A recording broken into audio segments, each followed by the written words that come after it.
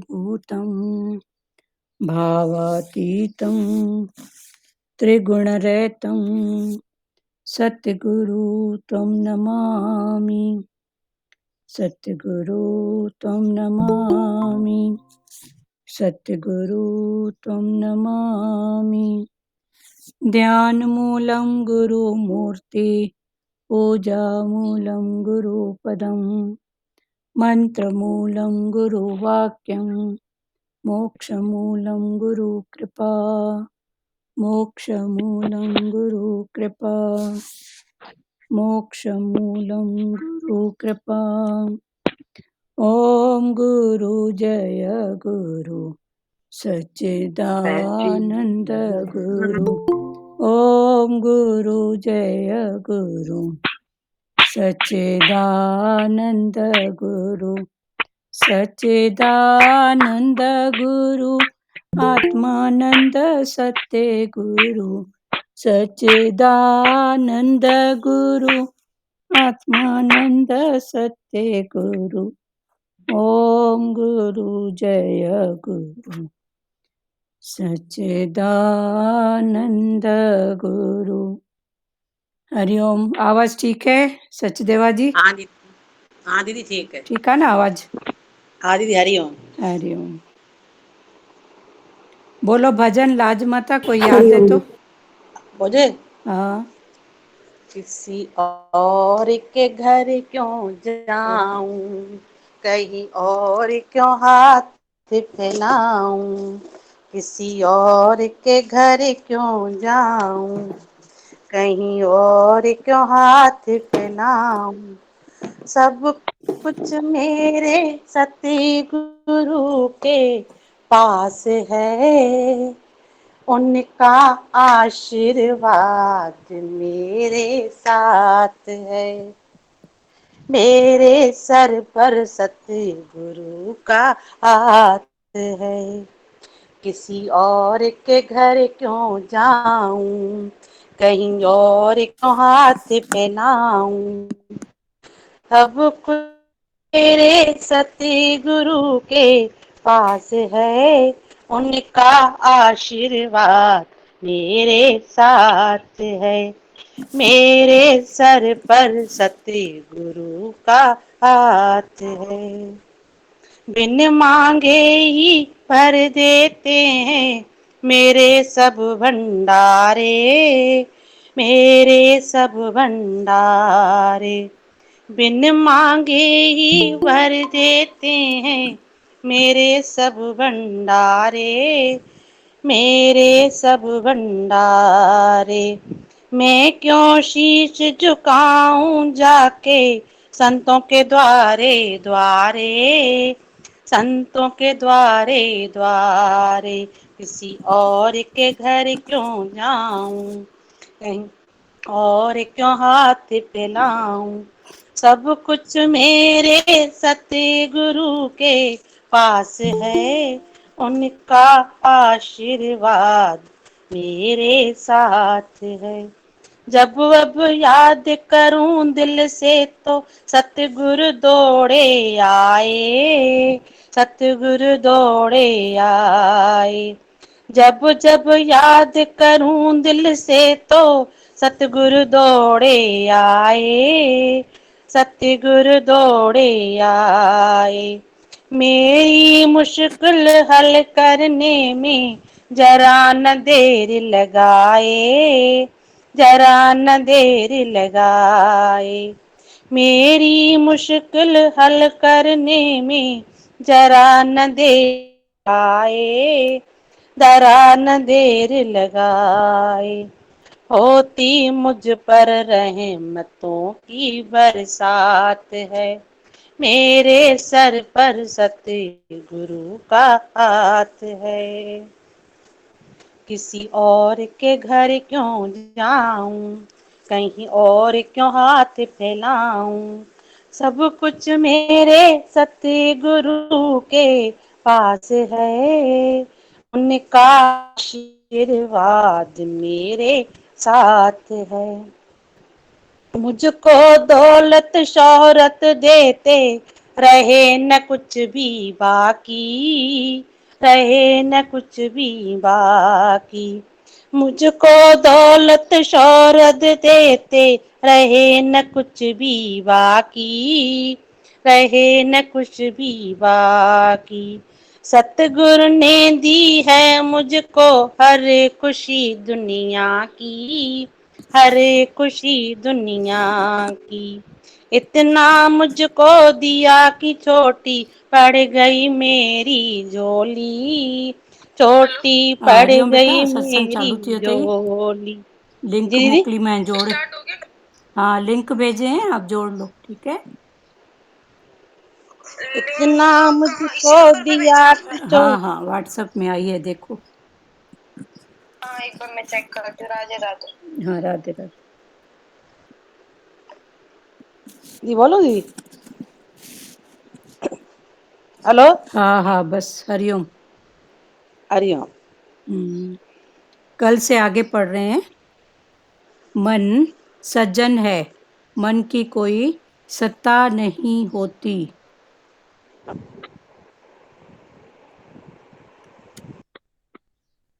मन की कोई सत्ता नहीं होती, मन आत्मा की आज्ञा में है। आत्मा के आदेश अनुसार मन को कार्य करना पड़ता है। मन को शास्त्र में नपुंसक कहा गया है। आत्मा की सत्ता और आज्ञा अनुसार ही मन दौड़ सकता है। योगी मन को ब्रह्म बलपूर्वक ब्रह्मरथ में स्थापित करते हैं। उस समय उनका शरीर जड़ हो जाता है।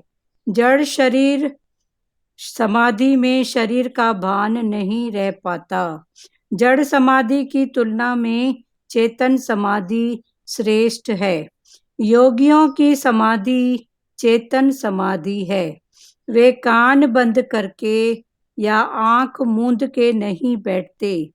वे तो खुले कान और खुली आंखों से ही कृष्ण के ध्यान में तन्मय हो जाती हैं। वे तो अपने कानों और आंखों में श्री कृष्ण को बसाते हैं। उन्हें देखकर तो उद्धव उल्टा सीधो सरल बन गए। ये गोपियां खुली आंखों से भी समाधि लगा सकती हैं।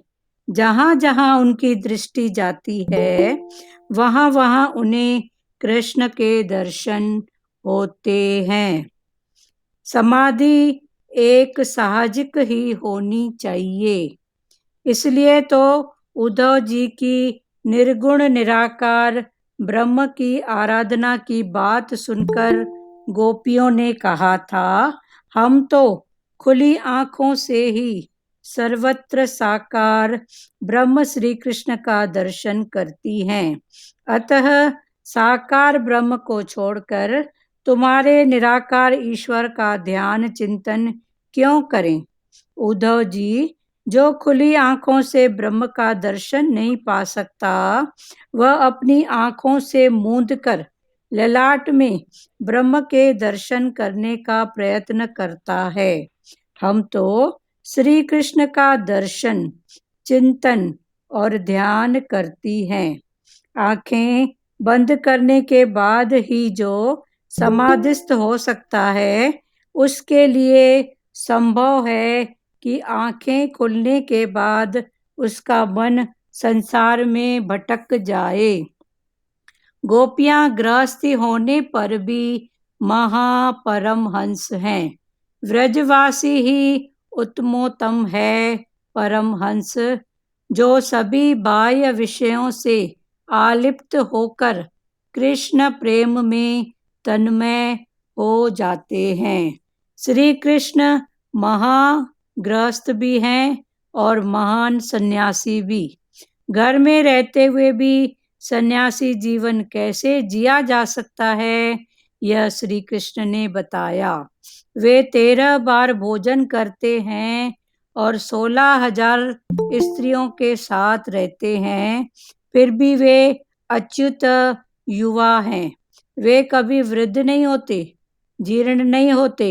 वे अर्जुन और दुर्योधन दोनों को समान दृष्टि से देखते थे और उन्होंने दोनों की सहायता की थी। यदुवंश और स्वर्णदारिका का विनाश हो गया, फिर भी उनकी मनोशांति अविचल रही। भागवत परमहंसों की संहिता है। परीक्षित कहते हैं, महाराज आप वीतरागी योगी हैं, फिर भी कृष्ण कथा नहीं छोड़ पाए। कथा मनुष्य की थकावट दूर करती है। भगवान की कथा आतुरता बढ़ाती है। बार बार इसे सुनने पर भी तृप्ति नहीं होती। श्रीखंड जैसे मिष्ठान का आहार करने पर, विषय सुखों का उपभोग कर लेने पर तृप्ति होती है और अरुचि भी, किंतु वह तृप्ति और अरुचि कायम नहीं रह पाती। कायम रहे तो बेड़ा पार हो जाए। महाराज मुझे कृष्ण कथा सुनने की इच्छा है, विस्तार पूर्वक आप सुनाइए। प्रभु की बाल लीला और अन्य सभी लीला मुझे सुनाइए। आपके चरणों में बार बार प्रणाम करके मैं प्रार्थना करता हूँ। शुकदेव जी बोले, राजन कई दिनों से आपने कुछ खाया पिया नहीं है, पहले कुछ जलपान कर लीजिए, फिर कथा सुनेंगे। परीक्षित बोले, कुछ दिन पहले तो मैं भूख और प्यास के मारे व्याकुल हो जाता था। एक बार शिकार करने वन में गया था, तो भूख प्यास की व्याकुलता के कारण ही मैंने ऋषि का अपमान तक कर दिया था। किंतु आपसे कथा सुनने के बाद न तो मुझे भूख सताती है और न प्यास, बस आप कथा ही सुनाते रहिए। शुकदेव जी बोले, कृष्ण कथा के लिए तेरा प्रेम देखकर मुझे बड़ा आनंद हुआ। राजा तेरे ही कारण मुझे भी कृष्ण कथा गंगा का अमृत पान करने का लाभ मिला। जब से कृष्ण कथा रूपी गंगा का प्रागट हुआ है, तब से भागीरथी गंगा का महत्व कम हो गया है। भागीरथी गंगा में स्नान करने से शारीरिक मलिनता तो दूर होती है, किंतु मानसिक मलिनता तो कृष्ण कथा ही दूर कर सकते हैं। कृष्ण कथा तो जहाँ चाहो वहाँ प्रकट हो सकती है, किंतु वह भागीरथी गंगा अन्य किसी स्थान पर प्रकट होती नहीं है। शुकदेव जी राजा का आभार मानते हैं कि उसके कारण कृष्ण स्मरण और दर्शन का लाभ मिला। महात्मा तो कहते हैं कि 9वें स्कंद तक की कथा शुकदेव ने सुनाई और 10वीं स्कंद की कथा स्वयं श्री कृष्ण ने सुनाई है। चलो फिर से पढ़ रहे हैं और ध्यान से सुनो। गोपियों की समाधि चेतन समाधि है। वे कान बंद करके या आंख मूंद के नहीं बैठते, वे तो खुले कान और खुली आंखों से कृष्ण के ध्यान में तन्मय हो जाती हैं। वे तो अपने कानों और आंखों में श्री कृष्ण को बसाती हैं। इन्हें देखकर तो उद्भव माना उल्टा, सीधो माना सरल बन गए थे। ये गोपियां खुली आंखों से समाधि लगा सकती हैं। जहाँ जहाँ उनकी दृष्टि जाती है, वहाँ वहाँ उन्हें कृष्ण के दर्शन होते हैं। कल भी चला था ना कि सहज समाधि भली, आंख न मूंदूं कान न रूंदूं, सहज खुले नैन से हंस हंस देखूं। तो ये है सहज समाधि। ऐसा पुरुषार्थ करो कि भगवान को हर रूप में उसका दर्शन करो। शिव रूप भी तेरा, राम रूप भी तेरा, कृष्ण रूप भी तेरा। तो ये है सहज समाधि और खुले नैनों से देखो भगवान को। आंख बंद किया, जब तक आंख बंद है तब तक भगवान का ध्यान। फिर जहाँ आंख खुली नहीं, कि फलाना टीरा तू मैं, फिर चालू हो गया। तो भगवान ने बोला ठीक है, वो कर्म भक्ति की बात है, वो पहली स्थितियां हैं, पर अब इस ऊंचे में ऊंची स्थिति को पकड़ो जो गोप और गोपियों की थी, राधा की थी। खुले नैन से हंस हंस देखूं।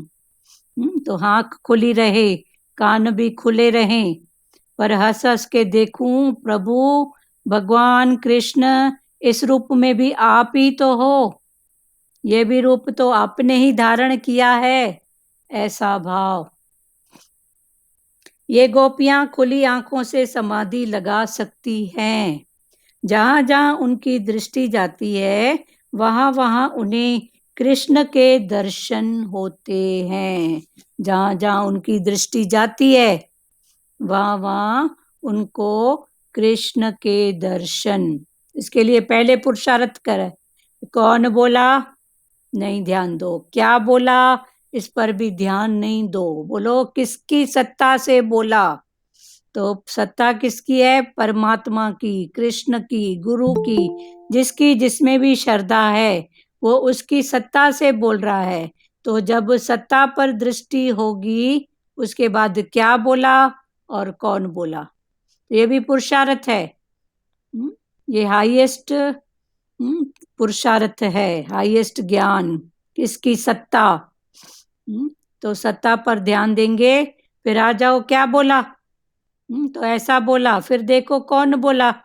तो पहले से ही जब सत्ता है तो क्या और कौन में मन अटकेगा नहीं ना।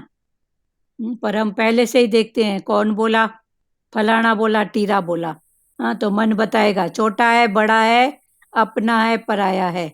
फिर क्या बोला, फिर जाएगा दूसरे उसमें, फिर क्या बोला, ऐसा बोला, ऐसा बोला। फिर मन विकार बनाएगा, इसकी आदत है, इसका ऐसा है। तो कौन क्या पर दृष्टि न रख के किसकी सत्ता से बोला उस पर दृष्टि रखो। ये गोपियां खुली आंखों से समाधि लगा सकती हैं जहां जहां उनकी दृष्टि जाती है। गोपियों की दृष्टि जहां जहां जाती है वहां वहां उन्हें कृष्ण के दर्शन होते हैं। मना सत्ता को देखती हैं, कृष्ण के दर्शन होते हैं। यत्र यत्र मानो यति तत्र तत्र माधव। जहां जहां दृष्टि जाती है वहां वहां उनको माधव कृष्ण उसका दर्शन होता है। समाधि ऐसी साहजिक ही होनी चाहिए। अभी भगवान हमको पकड़ा रहे हैं कि समाधि भी ऐसी सहज में होना चाहिए। कल जो भजन चला था, आंख न मूंदूं कान न रूंदूं, उसके लिए आंख बंद करने की जरूरत नहीं है। जित जित डोलूं तेरी परिक्रमा, जब सोऊं तो तेरे को दंडवत कर रहा हूं। तो खा रहे हैं तो तेरा प्रसाद, पी रहे हैं तो तेरा अमृत। तो ऐसा भाव मन का, ऐसा पुरुषार्थ मन का करो।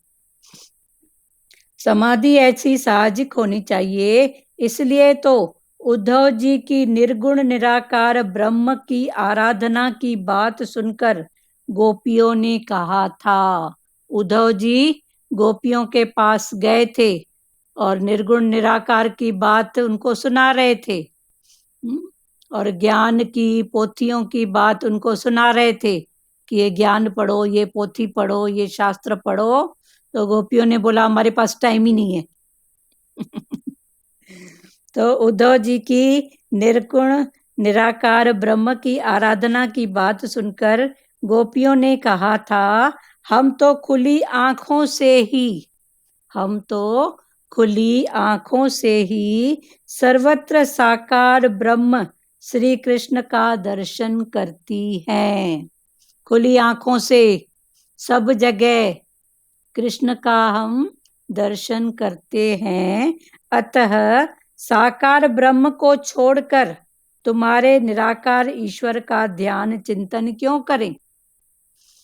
हमारे पास हमारा कृष्ण है ही, सदा ही है। वो हमारे साथ बैठता है, उठता है, खाता है, पीता है, सब करता है। हाँ, तो उसको छोड़ के फिर निर्गुण निराकार की स्तुति हम क्यों करें?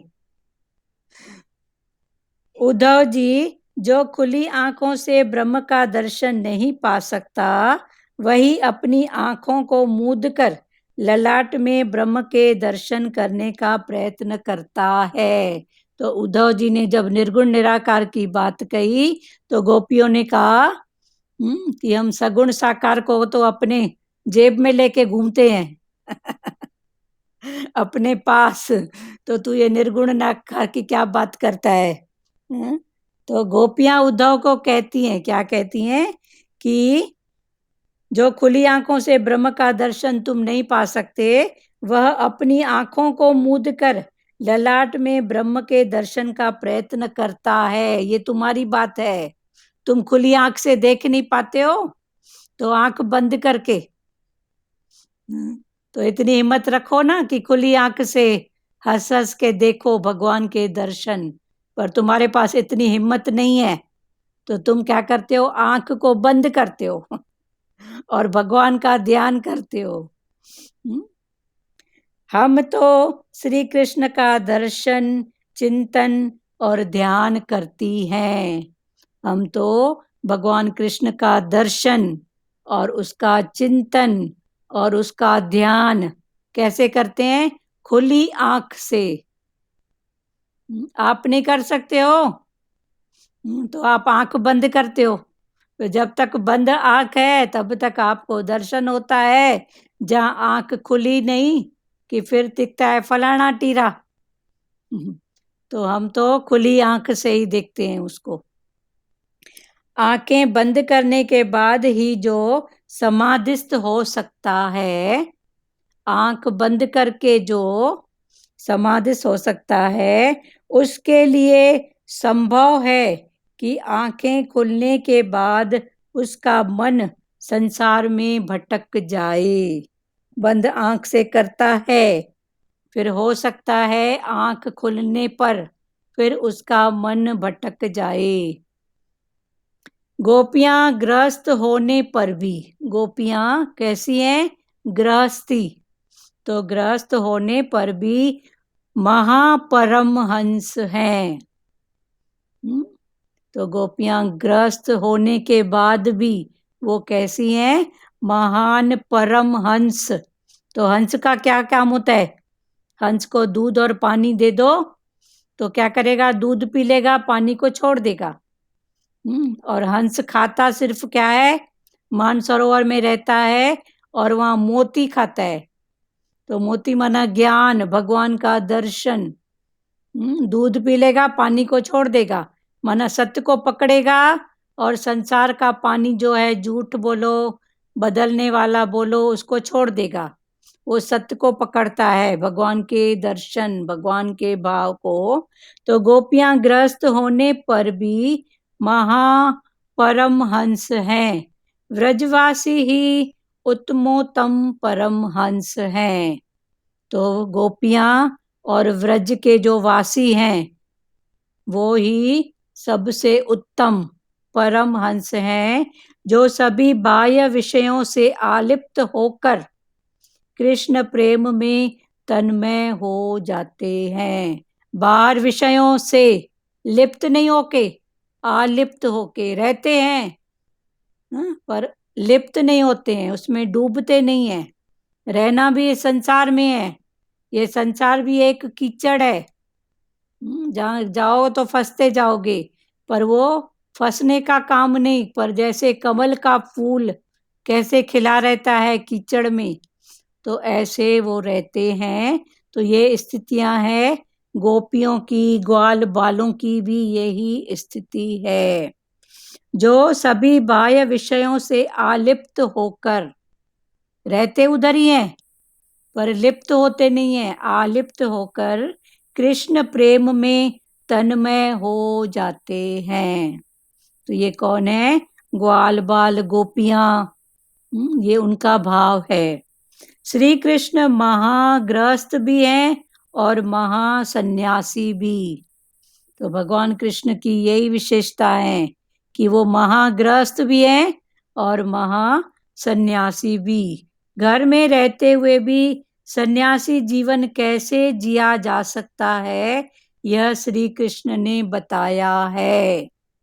गृहस्थ में रह के सन्यासी जीवन को कैसे जीना, ये भगवान कृष्ण ने बताया है। रहना भी इधर ही है, पर भागेंगे तो कहाँ भागेंगे। तो रहना भी इधर है, जो कुछ है, जहाँ कर्म का जो हिसाब है, उस हिसाब को पूरा करते हुए निर्लिप्त भाव से फिर आगे बढ़ें। श्री कृष्ण महान गृहस्थ भी हैं और महान सन्यासी भी। घर में रहते हुए भी सन्यासी जीवन कैसे जिया जा सकता है। घर गृहस्थी में रह के भी सन्यासी जीवन, सन्यास माना मन का नाश। सन्यास माना गेरू कपड़ा पहनना नहीं है, ऐसा वेशभूषा ऐसा नहीं, पर सन्यास माना मन का नाश। मन रहे ही नहीं जो हमको राग और द्वेष दिखाता है। सन्यासी जीवन कैसे जिया जा सकता है, यह श्री कृष्ण ने बताया है। वे 13 बार भोजन करते हैं। भगवान कृष्ण 13 बार भोजन करते हैं और 16,000 स्त्रियों के साथ रहते हैं।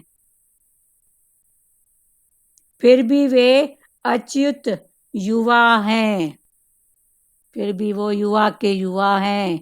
13 बार भोजन करते हैं। यही जो भोग लगाते हैं, 4 पहर में कईयों के ऐसे नियम होते हैं कि एक पहर में ऐसा भोजन खिलाएं, ऐसा सुबह को, दोपहर को, शाम को, रात को, फिर बीच बीच में भी भगवान का कोई भाव। तो ये सब कर्म भक्ति की बातें हैं। तो वो 13 बार भोजन भी करते हैं, फिर भी वे युवा के युवा ही हैं। वे कभी वृद्ध नहीं होते, जीर्ण नहीं होते। वे अर्जुन और दुर्योधन दोनों को समान दृष्टि से देखते थे और उन्होंने दोनों की सहायता की थी। तो भगवान कृष्ण की यही विशेषता है कि उन्होंने अर्जुन को और दुर्योधन को दोनों को समान दृष्टि से देखा भी और उनकी सहायता भी की। ऐसा नहीं कहा कि ये दुश्मन है, ये दोस्त है, ये मेरी पूजा करता है, ये नहीं करता है, नहीं। यदुवंश और स्वर्ण द्वारिका का विनाश हो गया। भगवान श्री कृष्ण के वंश का नाम है यदुवंश। तो यदुवंश का और भगवान की जो नगरी थी जहाँ भगवान द्वारिका में राज्य किया भगवान ने, वो स्वर्ण द्वारिका जो थी सोने की थी, उसका विनाश हो गया। फिर भी उनकी मनोशांति अविचल रही। फिर भी उनकी मन की शांति जो थी ना, वो विचलित नहीं हुई, अविचल रही। क्योंकि भगवान ने जाना समझा कि ये सब समय की बात है, देश काल पात्र की बात है, इधर का भोग इधर ही छूटना है, तो इसका दुख क्यों। स्वर्णधारिका का विनाश हो गया, फिर भी उनकी मनोशांति अविचल रही। भागवत परम हंसों की संहिता है। तो ये प्रेजेंट में जो भागवत हम पढ़ रहे हैं, भगवान का भाव, ये भागवत परम हंस, सब इसको हजम नहीं कर पाते हैं कृष्ण के भाव को, पर जो ऐसा गूढ़ होगा, जो इतना भगवान के भाव में अर्पण होगा, गूढ़ होगा, ये उनके लिए बात है। इस क्लास में भी सब नहीं टिक सकते हैं प्यारों, क्योंकि मन डराता है ना, ये भी छोड़ना पड़ेगा, ये भी छोड़ना पड़ेगा। अभी छोड़ना क्या है, पकड़ने क्या है। जिन्होंने उसमें डुबकी लगाई है, समझा है, तो क्या छोड़ा क्या पाया। पर छोड़ने से तो अधिक कुछ पाया है। पर ये है भागवत परम हंसों की संहिता। ये परम हंस जिनकी बुद्धि हंस जैसी है, यही उसको समझ सकते हैं भागवत को। परीक्षित कहते हैं महाराज आप वीतरागी योगी हैं। परीक्षित जी फिर शुकदेव मुनि को कह रहे हैं, कल खुला था ना कि शुकदेव मुनि की ज्ञान भगवान के भाव में वो एक लंगोटी तक छूट गई। वो इतना प्रेम भाव में आ गए कि उनको लंगोटी का भी भाव नहीं रहा। तो परीक्षित अब फिर से दूसरा सवाल कर रहे हैं। परीक्षित कहते हैं महाराज आप वीतरागी योगी हैं। आप योगी हैं, आप में वीतराग है, माना राग द्वेष से ऊपर वीतराग, किसी में आप अटकते ही नहीं है। फिर भी कृष्ण कथा नहीं छोड़ पाए। फिर से सवाल कर रहे हैं कि फिर भी आप कृष्ण कथा को क्यों नहीं छोड़ पाए? आपने सब छोड़ा। कथा मनुष्य की थकावट दूर करती है। कथा क्या करती है? मनुष्य की थकावट। अब देखो थकावट 3 प्रकार की होती है, फिर समझो। तन की थकावट, मन की थकावट और धन की। तन भी थकता है ना, कोई ज्यादा सेवा हो जाती है, उठना बैठना समथिंग, तो तन थक जाता है। और मन भी चल चल के आखिर तो थकेगा ना। ऐसा करना है, ऐसा करना है, ऐसा, उसके बारे में सोचेगा, उसके बारे में सोचेगा, कभी पास्ट, कभी प्रेजेंट, कभी फ्यूचर, तो वो भी तो आखिर थकेगा कि नहीं थकेगा। तो कथा मनुष्य की थकावट दूर करती है। तो तन की थकावट, मन की, फिर धन की। तो धन की थकावट दूर है तो भी चलो स्टॉप हो जाएगा कि चलो कोई बात नहीं, आज एक से ही काम चलेगा, नहीं है तो कोई बात नहीं। और तन की थकावट भी चलो सो के आराम करके। पर ये मन, गहरी नींद में भी देखो मन हमारा ऐसे ऐसे दौड़ता है, क्यों? तो भगवान ने बोला तू मन पर गहरा पहरा दे, इसको थकने मत दे। ये मन है ना बहुत जल्दी थक जाता है। जहां मन नहीं थका वहां तन पहले ही थका हुआ पड़ा है, और धन तो उससे पहले ही थका हुआ है। मेरे को ही करना है, मेरे ऊपर ही है। हाँ तो देखो शरीर, मन बोलेगा मेरे को ही करना है, मेरे ऊपर ही है, तो शरीर देखो पहले ही जवाब दे देगा, नहीं भाई मैं तो थक गई हूँ, अभी नहीं करूंगी। तो ये मन पर बहुत गहरा पर पहरा हमको रखना है।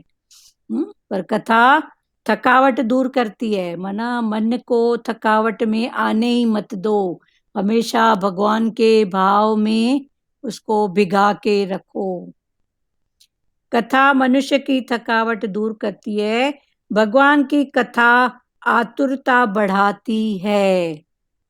आतुरता, प्रेम भगवान की कथा बढ़ाती है। बार बार इसे सुनने पर भी तृप्ति नहीं होती। बार बार कथा सुनने पर भी तृप्त नहीं होते। बराबर होते हैं क्या? भगवान के भाव, भगवान की लीला, तो तृप्ति नहीं होती। श्रीखंड जैसे मिष्ठान का आहार करने पर, श्रीखंड मीठी दही बोलते हैं ना, उसको श्रीखंड बोलते हैं। उसके बनाने की भी एक अलग प्रक्रिया होती है।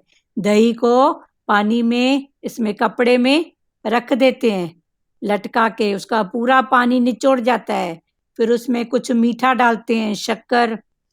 तो मीठे का भी पानी निचोड़ गया, माना टोटल बचेगा ही मीठ, पानी का नाम ही नहीं, टोटल मीठा। तो वो होता है श्रीखंड। वो भगवान को बड़ा प्यारा है। भगवान को भोग लगाते हैं ना, तो मक्खन का और श्रीखंड का।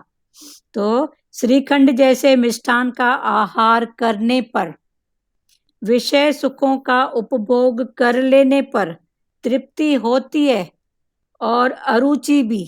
अभी भगवान फिर ये बात पकड़ा रहे हैं कि उसे तृप्ति भी होती है, पर जो ज्यादा खा लिए, 2 बार 3 बार खाए तो अरुचि होती है, लगता है बार बार ये खाएं, तो तृप्ति भी होती है और अरुचि भी होती है। किंतु वह तृप्ति और अरुचि कायम नहीं रह पाती।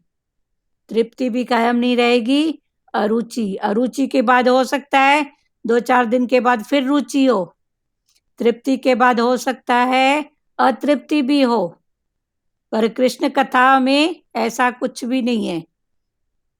बस उसकी तो दिन दिन होत सवाए, दिन दिन रुचि बढ़ती ही जाती है। कायम नहीं रह पाती, कायम रहे तो बेड़ा पार हो जाए, पर नहीं रहती। महाराज, मुझे कृष्ण कथा सुनने की इच्छा है। तो परीक्षित राजा शुकदेव मुनि जी से कह रहे हैं कि मुझे कृष्ण कथा के सुनने की इच्छा है। बस मैं इसको सुनता ही रहूं, इसका अमृत पान मैं करता ही रहूं। विस्तार पूर्वक आप सुनाइए। आप मेरे को कृष्ण की कथा विस्तार पूर्वक सुनाइए। प्रभु की बाल लीला और अन्य सभी लीला मुझे सुनाइए। भगवान की बाल लीला और भगवान ने दूसरी जो भी लीलाएं की हैं वो मुझे सुनाइए। आपके चरणों में बार बार प्रणाम करके मैं प्रार्थना करता हूँ। तो परीक्षित राजा शुकदेव मुनि को ये स्तुति कर रहे हैं कि आपके चरणों में मैं बार बार प्रार्थना करता हूँ कि आप मेरे को फिर कृष्ण की कथा, कृष्ण का जो भी है लीला, वो मेरे को बार बार सुनाइए। शुकदेव जी बोले, राजन, कई दिनों से आपने कुछ खाया पिया नहीं है। तब शुकदेव मुनि ने परीक्षित जी को कहा कि आपने कई दिनों से कुछ भी खाया पिया नहीं है, पहले कुछ जलपान कर लीजिए, शरीर को भी तो देना जरूरी है ना। तो पहले कुछ जलपान कर लीजिए, फिर कथा सुनेंगे। परीक्षित बोले, क्या बोले? कुछ दिन पहले तो मैं भूख और प्यास के मारे व्याकुल हो जाता था। कुछ दिन पहले की बात है, आपसे कथा सुनने के पहले की बात है कि मैं भूख प्यास के मारे व्याकुल हो जाता था। एक बार शिकार करने वन में गया था। एक बार की बात है, मैं शिकार खेलने वन में गया था, तो भूख प्यास की व्याकुलता के कारण ही मैंने ऋषि का अपमान तक कर दिया था। तो उनको भूख प्यास बहुत सता रही थी, तो किसी आश्रम में चले गए, तो वहां ऋषि अपनी तपस्या में बैठे थे, तो उन्होंने उसको आवाज लगाई, परीक्षित राजा ने, पर वो अपने ध्यान में ही मग्न थे, उन्होंने सुना नहीं। तो इनको लगा कि शायद पाखंड कर रहे हैं, मेरी बात को सुनी अनसुनी कर दिए, तो शायद इनका पाखंड है। और परीक्षित राजा अपने को मान रहे थे कि मैं राजा हूं, तो ये मेरी बात नहीं सुन रहा है। तो वो भी उनके सूक्ष्म में अहंकार था, तो उसके फलस्वरूप उन्होंने क्या किया, एक मरा हुआ सर्प ऋषि के गले में डाल दिया। तो जब ऋषि की आंख खुली, तो उन्होंने कहा कि तूने सर्प के द्वारा मेरा अपमान किया है, तो यही सर्प तेरे काल का कारण बनेगा, तेरी मृत्यु का कारण यही सर्प। मैंने ऋषि का अपमान तक कर दिया, किंतु आपसे कथा सुनने के बाद न तो मुझे भूख सताती है और न प्यास, पर जब से आपकी कथा सुनी है, तो अब मैं ये इंद्रियों के रस से, भूख प्यास से मैं ऊपर हो गया हूँ। बस आप कथा ही सुनाते रहिए। तब परीक्षित जी ने शुकदेव जी से कहा कि बस अब मेरे को भूख प्यास नहीं, पर मेरे को भगवान की कथा आप सुनाते ही रहिए। शुकदेव बोले, कृष्ण कथा के लिए तेरा प्रेम देखकर मुझे बड़ा आनंद हुआ। तब शुकदेव जी बोल रहे हैं कि कृष्ण की कथा का तेरे को इतना इंटरेस्ट है, इतना प्रेम है, तो इतने भाव से सुन रहा है, तो मेरे को भी बहुत आनंद हो रहा है। वही बोलते हैं ना कि वक्ता और श्रोता जब दोनों की एक लिंक होती है ना, तब आनंद ही अलग होता है।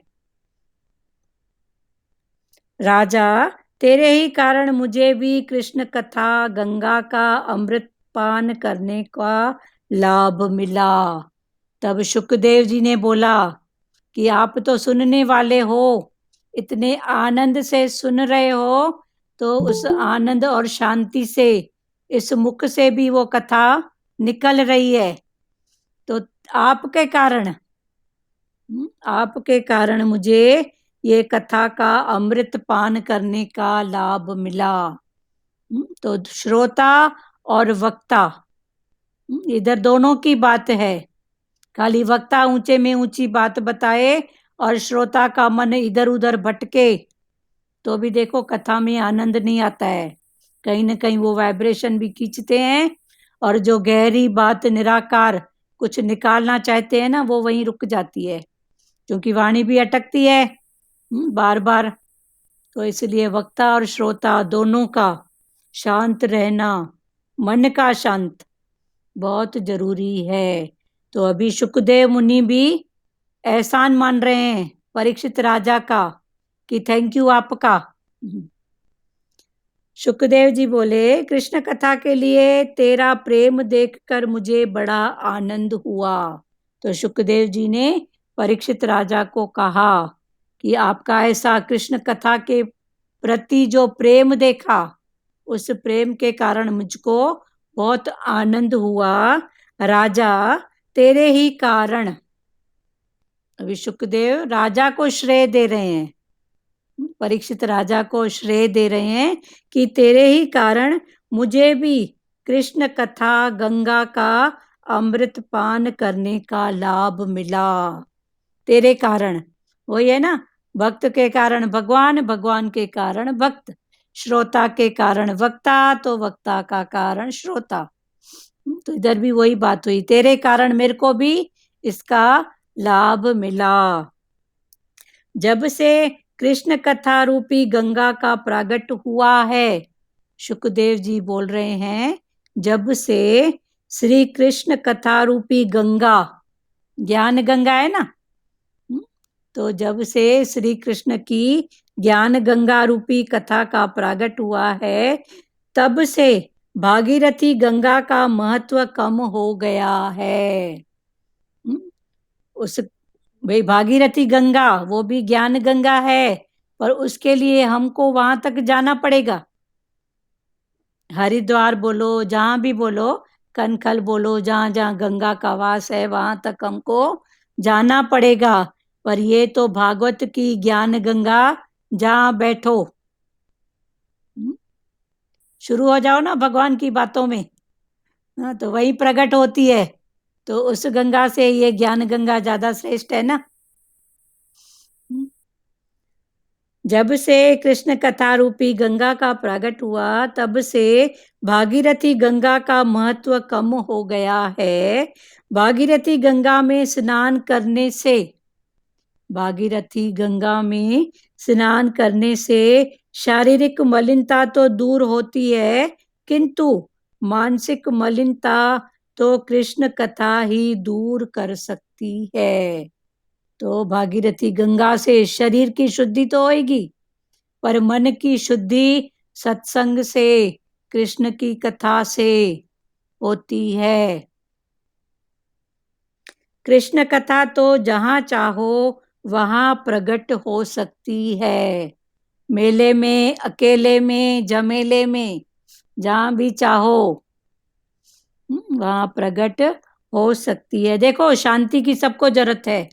एक संसारी है ना जो माँ माँ माँ करता है, उसको भी शांति की जरूरत है, पर इधर जरूरत किसकी है? शांत कराने वाले को सही समझाना आना चाहिए। उसका मुख मैं कैसे मोड़ूं, भगवान में जोड़ूं। तो सबको शांति की जरूरत है। और संसार में देखो सब थके पड़े हैं, सब थके पड़े हैं, क्योंकि उनको मामा है ना, इधर की शांति नहीं है, इधर की शांति नहीं है संसार में। इधर की और इधर की शांति इधर गुरु ही हमको देता है, कृष्ण गुरु, वरना संसार में तो शांति नहीं है, थकावट ही थकावट है। कृष्ण कथा तो जहां चाहो वहां प्रकट हो सकती है, किंतु वह भागीरथी गंगा अन्य किसी स्थान पर प्रकट होती नहीं है। तो भागीरथी गंगा दूसरे स्थान पर प्रकट नहीं होती है। हाँ, उसका भी दर्शन करने के लिए हमको जाना पड़ता है।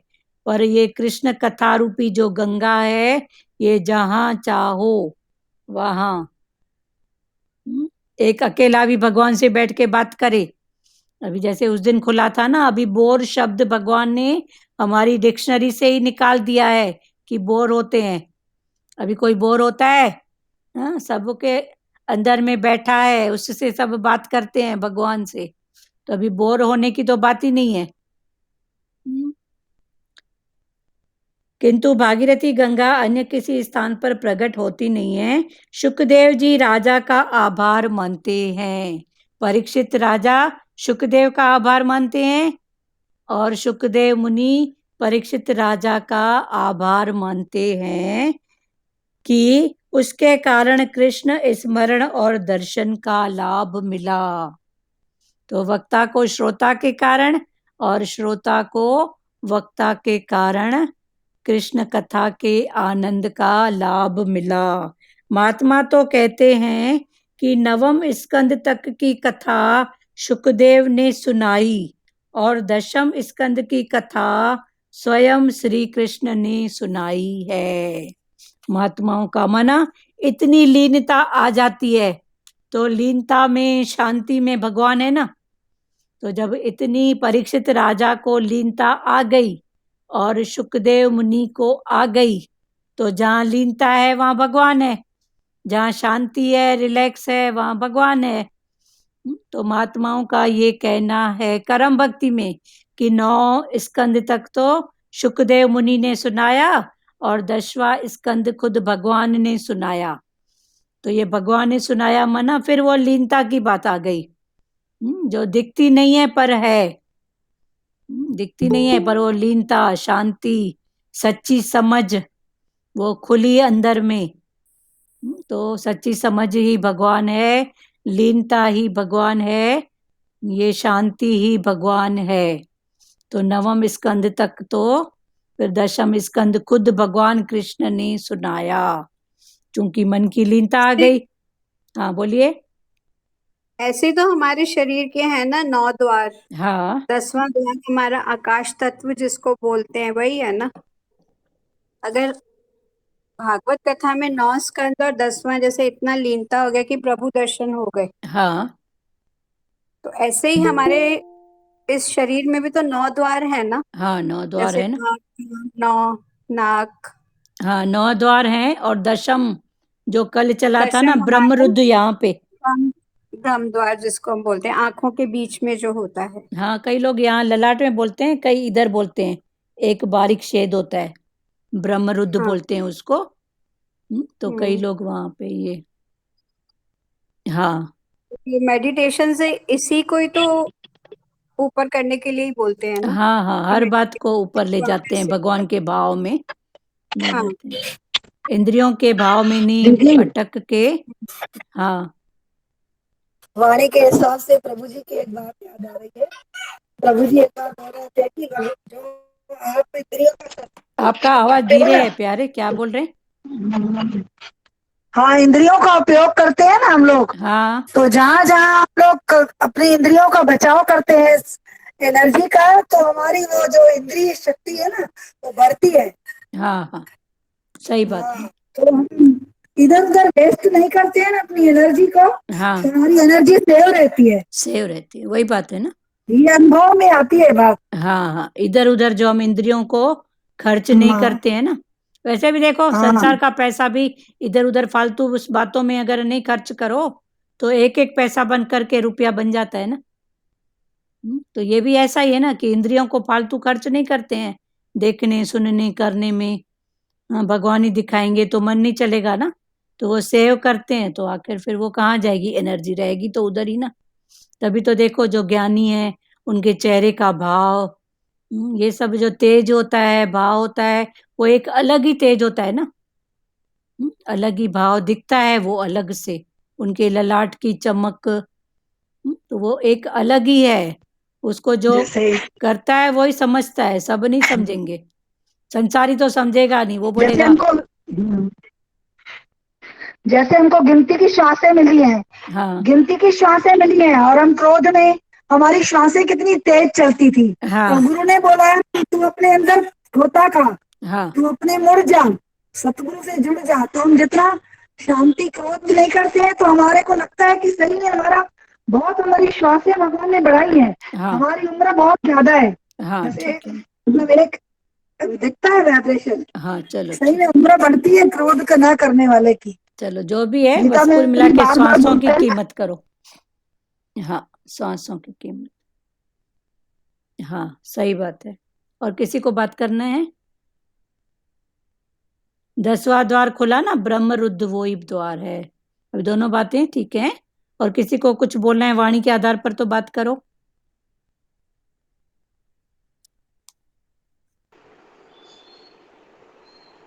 हेलो। हाँ जी। हाँ, नानी बोल रही हूँ। हाँ वो बोलते हैं ना, वो कृष्ण बोल रहा है, एक दिन उसको कांटे लग गए कृष्ण को। तो सब रानियां, 8 रानियां बैठी थी, तो उनको बोल रहा है अभी मेरे को कांटे लगे हैं, निकालो। निकाल रहे हैं सब 8 ही रानियां। तो फिर राधा को बोलते हैं आप भी निकालो। तो राधा बोलती मैं कैसे निकालूं, आप हो रानियां, मैं तो दासी हूँ कृष्ण की, भाई आप निकालो। तो फिर उन्होंने सब कांटे निकाल दिया। तो बहुत पीड़ा होने लगी कृष्ण को। फिर वो कृष्ण ने बोला मेरा सर में बहुत दर्द हो रहा है, अब तुम मेरी पीड़ा मिटाओ। तो फिर जाके सब रानियां काढ़ा लेके आती है, जड़ी बूटी लेके आती है। तो सब करते हैं, तो उसमें कुछ फर्क नहीं पड़ रहा है। फिर आखिर राधा को बोले आप भाई।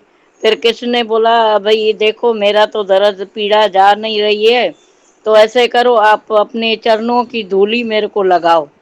अब सब रानियां बोलती है मैं हम आपको कैसे अपने चरणों की धूली लगाए, हम तो आपकी दासियां हैं। तो बोले नहीं, मैं आपको बोल रहा हूँ, तो मुझे भाई चरण की धूली लगाओ। तो बोले तो हम तो पापी बन जाएंगे। सब रानियां, 8 रानियां थी साथ में। तो 8 रानियां बोलती हम धूल नहीं लगाएंगे, तो फिर हमको पाप लगेगा। तो फिर राधा ने सोचा अब भगवान को पीड़ा हो रही है, मेरे कृष्ण को पीड़ा हो रही है, मैं लगा देती हूँ, भले मेरे को पाप लगे मैं सह लूंगी। हाँ तो राधा ने लगा दिया भगवान को। हाँ तो उनको आनंद आ गया। सब फिर वो रानियां अजब में पड़ गई। तो बोले आपको अपने ऊपर पाप ले लिया। तो कृष्ण बोलता है ये ही सच्चाई है, जिसके मन में प्यार होता है ना, वो पाप पुण्य को नहीं देखता नहीं है। देखता, सही बात है। तभी हम गुरु की बातें माने। हम बोलते हैं ना भाई गुरु ऐसा बोलता है हम कैसे करें, बोलता है नहीं, अगर आपको प्यार है तो बात तो माननी पड़ेगी, भले हमारे ऊपर पाप आए ना भाई, हाँ तो क्या। उसमें कोई हमको भले थोड़ी तकलीफ होगी, तो भगवान तो बैठा ही है ना। हाँ सही तो बात। वो ही राधा का प्यार, बोले ये सच्चा प्यार है राधा का। हाँ हाँ रानियों का प्यार ये खाली दिखावा है, हाँ राधा का सच्चा ही प्यार है।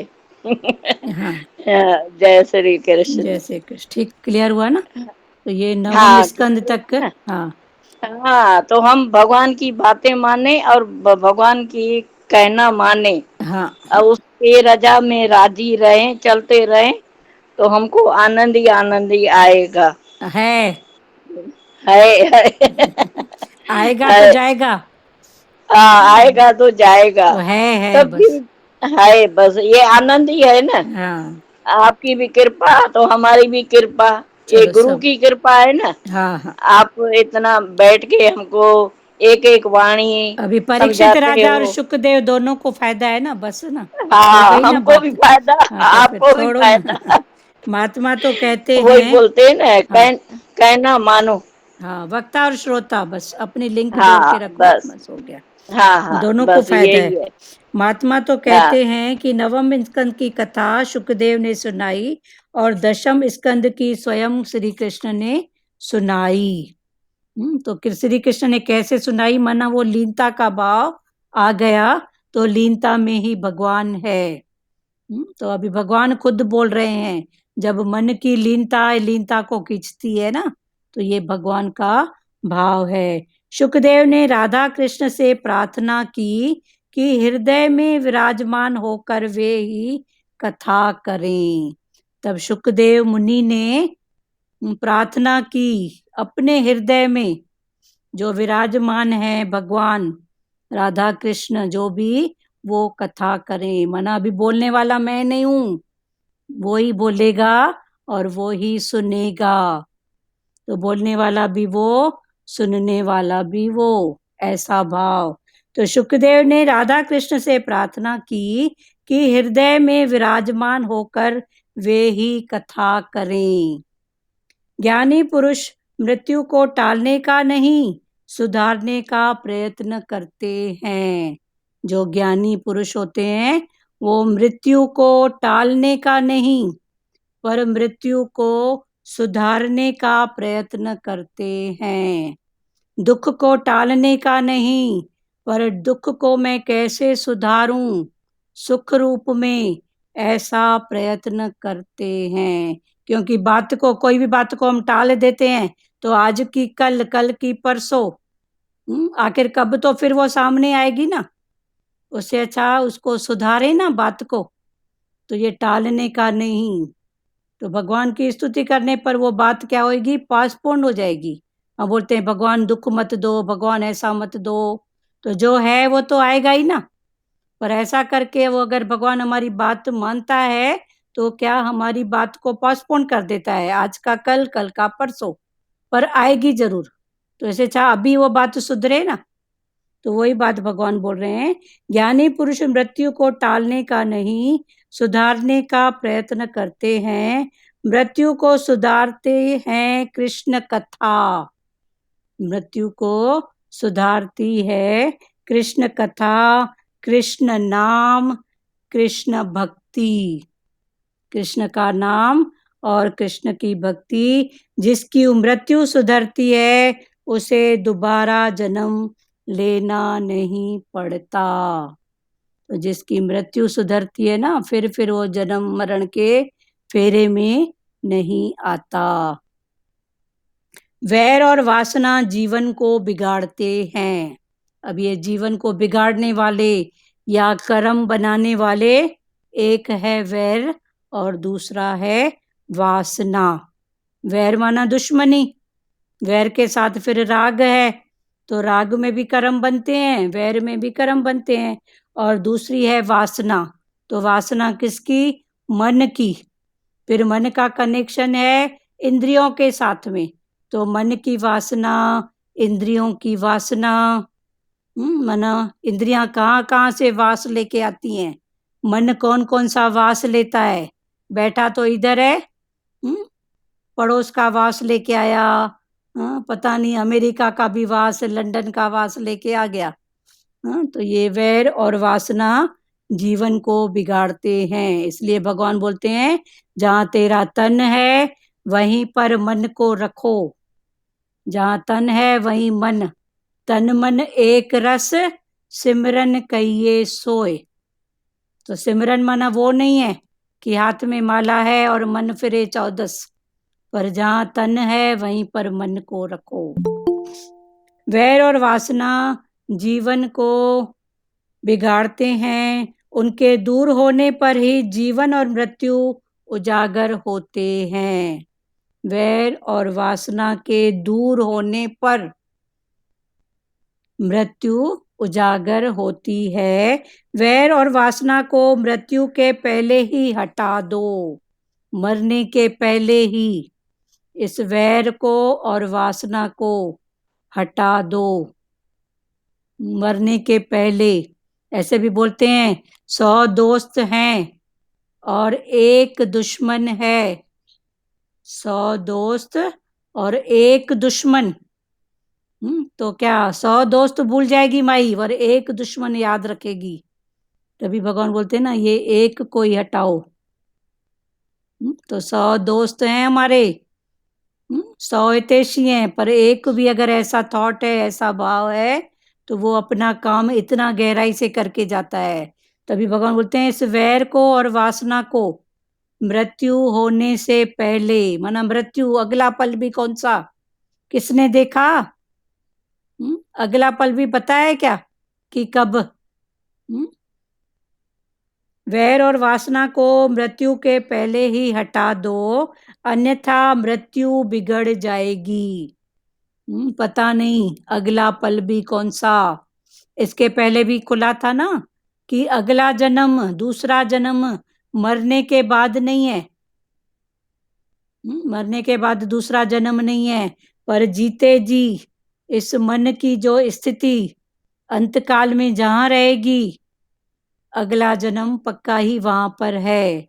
जैसे एक घर से हम दूसरा घर बदलते हैं, तो क्या करते हैं? एक घर को बदलना है तो दूसरा घर पहले ही देख के रखते हैं ना। तो ऐसे ही यही बातें ऐसे ही हैं कि यहां से छूटा नहीं कि उधर अटका नहीं। वैर और वासना को मृत्यु के पहले ही हटा दो, मरने के पहले ही वैर और वासना इसको हटा दो, अन्यथा मृत्यु बिगड़ जाएगी। फिर पता नहीं जन्म मरण का फिर दूसरा चक्कर चालू हो जाएगा। तुम वैरी को वंदन करो। कबीर ने कहा है ना, जो मेरा वैरी है वही मेरा मित्र है। वो मेरे को इतनी सुजागी देता है, तो वैरी को ही मित्र मानो। तो इधर बता रहे हैं तुम वैरी को वंदन करो, फिर भी वह वैर बनाए रहे तो उसके पाप का साझीदार तुम्हें बनना नहीं पड़ेगा। अब ये बहुत ऊंची बात भगवान ने बताई कि तुम वैरी को वंदन करो, तुम उसको नमस्कार करो। तुम्हारे झुकने के बाद भी वो अगर खड़ा है, तना है, अपना वैर बना के तुमसे रखा है, तो ये उसकी बात है। मैंने तो अपना काटा हटाया बस। अगर वो कुछ भी कर रहा है, वो अपना वैर नहीं मिटाना चाहता है, ये उसकी बात है। पर हम जीते जी अपनी जागृता में ये सब काटे अपने तो निकालें।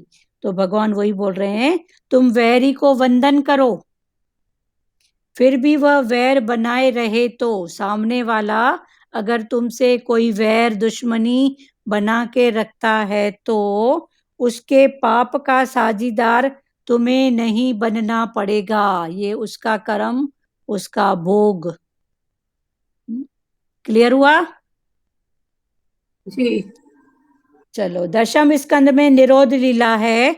ईश्वर में मन को लय करना ही निरोध है। अभी ये निरोध लीला कल खुलेंगे, क्योंकि गाड़ी फिर बैग बहुत गहरी हो जाएगी। तो निरोध मन कैसे इन सब बातों का हमको निरोध करना है। तो मेरी तरफ से सबको प्यार, बस करते चलो। प्यार है वन वे ट्रैफिक, बस बांटते चलो, देते चलो। सामने वाला तुम्हारी गत मत तुम ही जानो। उसके बाद भी अगर वो सामने वाला वैर, दुश्मनी, कोई भी बात नहीं हटा पा रहा है, ये उसकी बात है। पर मैं तो अपना प्यार ही करूं। ठीक है प्यारों, वाणी के आधार पर जे बात करना है तो करो, तो टाइम भी हो रहा है। भगवान आईने की मिसाल देते हैं ना, आईने की। हाँ, नहीं तो आईने सही में अपना आईना अपना साफ है, इधर दर्पण तो इधर दिखाई नहीं देता है कुछ, जो भी है अपने ही अंदर है। हाँ, जो अगर भी कोई है। किसी में कमी दिखती है तो बस अपनी कमी। हाँ हाँ, कुछ तो है ना जो अपनी कोई बात है। अभी प्रेम पूरा नहीं है, अभी ये बात है। पर उसके बाद भी अगर कोई ऐसी बात है तो ये उसकी बात है। फिर ये उसकी बात है, मेरी नहीं है। और प्यारो, ऐसी स्थिति बना लें कि हर पल सिमरन रहे परमात्मा का। हाँ, सिमरन माना स्व का मरण। मैं नहीं हूं, है ही भगवान। सिमरन माना स्व का मरण, मैं नहीं हूं, है ही भगवान। सिमरन माना वो जप भी ठीक है, राम नाम जो भी है, किसी को मंत्र होता है, किसी को कुछ, वो भी ठीक है। पर मैं नहीं हूं भगवान, बस तू ही तू है। बस स्व का मरण हो जाए। और प्यारो, ऐसी स्थिति में अगर राज कराए तो भी तेरी इच्छा, भीख मंगाए तो भी तेरी इच्छा। हाँ ठीक है, पर इतने ऐसा भी मतलब भाव, इतना मतलब उस तरह से। हाँ ऐसा भी भाव नहीं बनाओ प्यारे। हम्म। जैसा है ठीक है ना, चलते चलो बस। फिर भगवान परीक्षा भी लेता है ना, क्योंकि ये भी अपना संकल्प हो गया ना।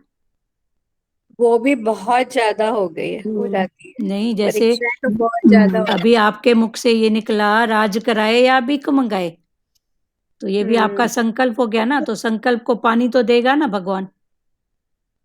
तो अभी इन बिल्कुल। बातों से भी उठो, नहीं बोलो बस जैसे तू चलाए। बस उससे वही बोलो, भगवान बस जैसे तू चलाए, जैसे तू कराए। गीता में जैसे कि उसकी रजा में राजी रहे, बस भगवान इतनी कृपा करे, रजा में राजी रहना है। हाँ, रजा में राजी रहना बस, ठीक है ना। जो स्थिति सामने आई, नमस्कार। बाकी नहीं, गीता में कृष्ण ने बोला है ना कि खुद ही मनुष्य अपना मित्र बनता है, खुद ही अपना शत्रु बनता है। हाँ सही बात। अपनी जुबान के शब्द से अपना ही शत्रु है, अपना ही मित्र है। हाँ हाँ तो हमेशा अपना मित्र बन के रहो, जैसे भगवान बोलते हैं हाँ, ना, निस्वार्थ भाव लेकिन अपना स्वार्थ भी हो। सही बात है। दोनों बातें हैं, वाणी का समय समय पर अलग अलग भाव भी है। ठीक है, और प्यारों, और किसी को बात करना है?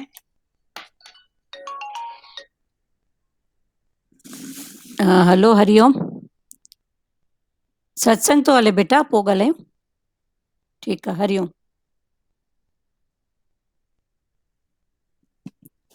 हाँ, और हाँ, प्यारो। ये बात अच्छी लगी ना कि वैरी को नमन करो, हाँ फिर उसकी वेरी, बात वो जाने। हाँ अगर वो कंटिन्यू करता है तो उसकी बात वो जाने। हाँ, वो जाने, उसकी बात वो जाने ना, हमको क्या है।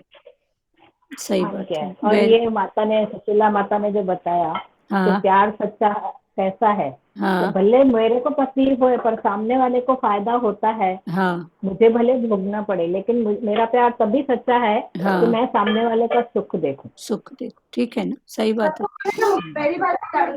हाँ हाँ हाँ, वो दृष्टांत का अच्छा ये था, सिद्धांत अच्छा था। हाँ, सिद्धांत अच्छा। और प्यारो, और किसी को कुछ बोलना है प्यारो? वो ने बोला है ना, निंदक नियरे राखिए आंगन कुटी सभाए। माता है, नया योगी को हरिओम करो सब लोग। नया योगी, नया योगी हरिओम।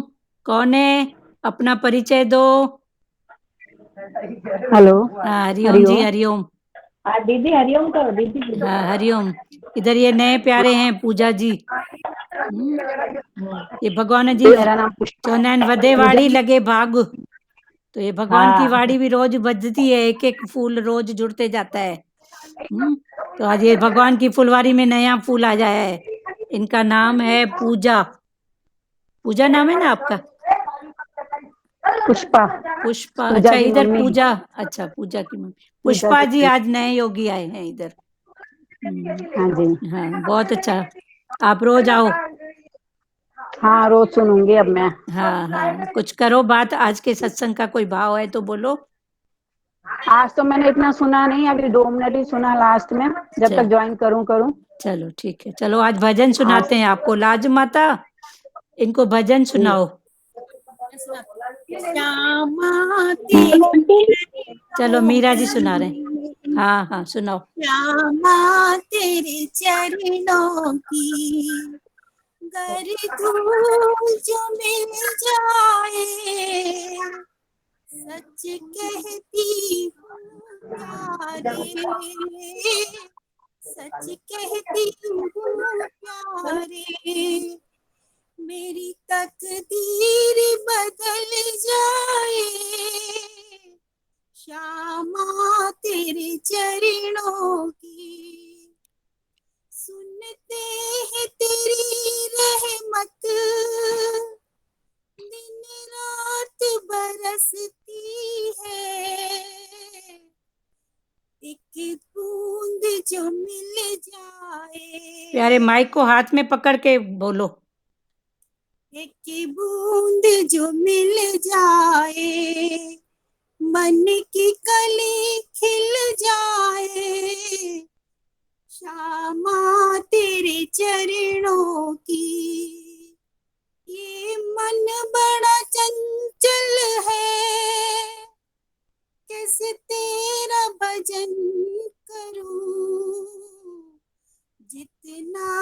से समझाऊं, उतना ही मचल जाए श्यामा तेरे चरणों की। नजरों से गिराना ना, चाहे जितनी सजा देना, नजरों से गिराना ना, चाहे जितनी सजा देना, नजरों से जो गिर जाए मुश्किल से है संभल पाना।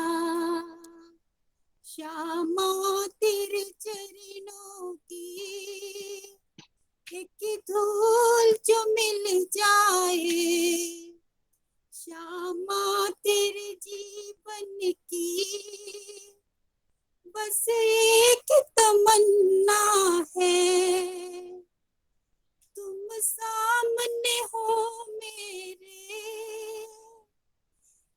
मेरा दम ही निकल जाए। श्यामा तेरे चरणों की अब तक तो निभाया है, आगे भी निभा देना। श्यामा तेरे चरणों की एक धूल जो मिल जाए, सच कहती हूँ भगवन तकदीर बदल जाए श्यामा जी के चरणों की। हरिओम। हरिओम। बहुत सुंदर। देखो निराकार घट घट वासी कितना है। ये जो नई प्यारी हैं ये भी भगवान कृष्ण की प्यारी हैं। सबको ही तो किसी न किसी भाव में पूजा करते हैं ना, तो इनका भाव भी, इनकी बिटिया को बोला तो इन्होंने राधे राधे कहा, तो समझ गए कि राधे राधे कृष्ण की प्यारी हैं। तो देखो इनको भजन भी भगवान ने वही दिलवाया, और बोलना हो रहा था लाजू माता को तो मीरा माता बोल पड़ी। तो देखो कृष्ण भगवान है ना घट घट वासी, इनको जिस भाव की जरूरत थी भगवान ने वही दिया कि श्यामा तेरे चरणों की घर धूल जो मिल जाए, सच कहती हूँ श्यामा कृष्णा तकदीर ही बदल जाए। तो उसके चरणों की धूल, चरण माना गुरु के वचन, तो गुरु के वचन को पकड़ के रखो तो जिंदगी बदल जाएगी। बहुत प्यारा भजन है। इसका ये भाव हमको इतना अच्छा लगता है, नजरों से गिराना नहीं, चाहे कितनी भी सजा देना, नजरों से जो गिर जाए मुश्किल से है संभलता। तो भगवान तू नजरों से नहीं गिराना, चाहे कैसी भी सजा देना। चलो ठीक है। हरिओम। श्री कृष्ण गोविंद करें। श्री कृष्ण गोविंद हरे मुरारी, हे नाथ नारायण वासुदेवा। श्री कृष्ण गोविंद हरे मुरारी, हे नाथ नारायण वासुदेवा। मात पिता गुरु सखा हमारे, हे लक्ष्मी नारायण वासुदेवा। मात पिता गुरु सखा हमारे, हे लक्ष्मी नारायण वासुदेवा।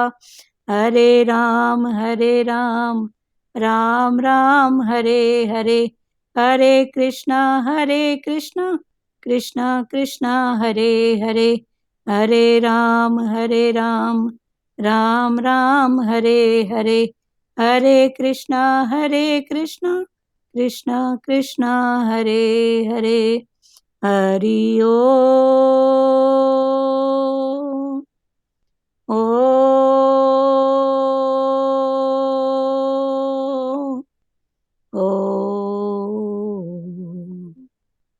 शिवो।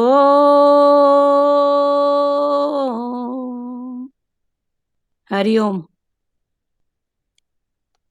हरिओम दीदी। हरिओम हरिओम। ठीक है, कुछ बात करना है किसी को? कुछ ॻाल्हाइण अथव लाज माता? ना दीदी, हरिओम। हरिओम हरिओम। ठीक है, बंद करें? हाँ दीदी। चलो हरिओम। हरिओम पुष्पा जी, हरिओम। हरिओम आंटी। हरिओम हरिओम, सबको हरिओम। हरिओम आंटी। हाँ हरिओम हाँ। हरिओम। चल माता इनको लिंक कल भेज देना, आज नहीं गई थी, 12:30 को मैंने भेजी। नहीं प्यारे, गए थे, उसके बाद मैसेज भी गया था, उसके बाद फिर मैंने इनको फोन भी किया। अच्छा सत्संग स्टार्ट होने के बाद इनकी बिटिया रानी ने उठाया। अच्छा, तो मैं कल टाइम से चेक करूंगी। कोई बात नहीं, पहली बार है ना, समझ में नहीं आता है। हाँ, आज पहला दिन है, कोई हाँ बात हाँ, नहीं, हो जाएगा। हो जाएगा हो जाएगा। चलो ठीक है, हरिओम। हरिओम। हाँ हरिओम बेटा, हरिओम।